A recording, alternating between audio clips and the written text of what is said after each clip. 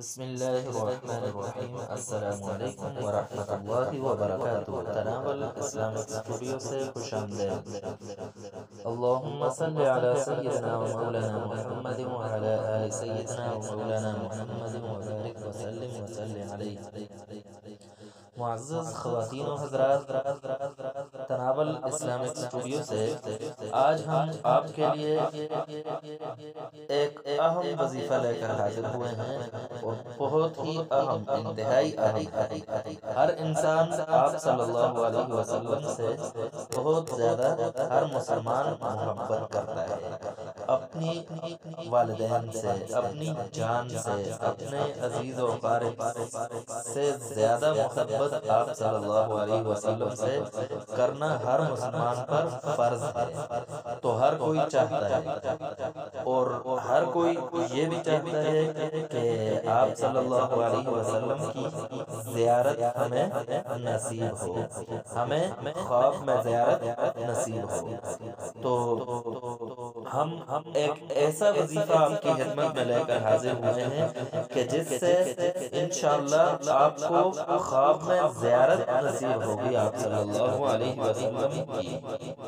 تو آئیے آتے ہیں وظیفہ کی طرف۔ تو وظیفہ کیا ہے اور کیسے کرنا ہے؟ تو وظیفہ یہ ہے کہ ایک عمل ہے، اور یہ انتہائی توجہ اور یکسوئی کے ساتھ کرنا ہے۔ یہ عمل یہ ہے کہ جب نیا چاند دیکھے، کوئی کسی بھی مہینے کا چاند دیکھنے کے بعد پہلی جمعرات کے دن بعد نماز مغرب غسل کرے۔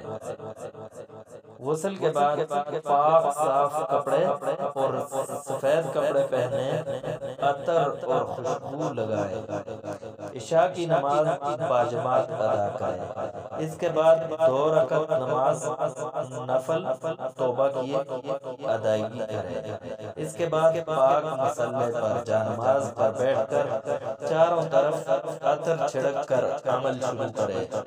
یہ درود شریف قبلہ رخ ہو کر 10,000 مرتبہ پڑھے۔ اللہم صلی علی سیدنا محمد النبی الأمی وآلہ وبارک وسلم۔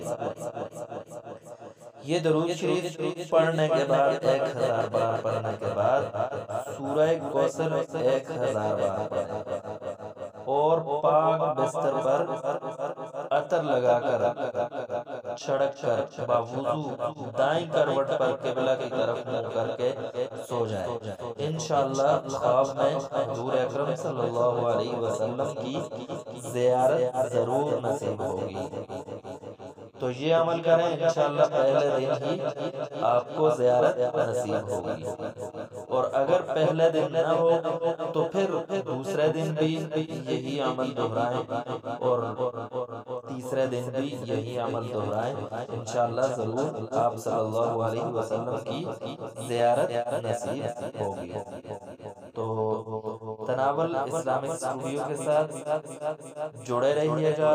اگلی ویڈیو کے ساتھ ہم آپ کی خدمت میں پھر حاضر ہوں گے۔ تب تک کے لیے دیجیے اجازت۔ اللہ حافظ۔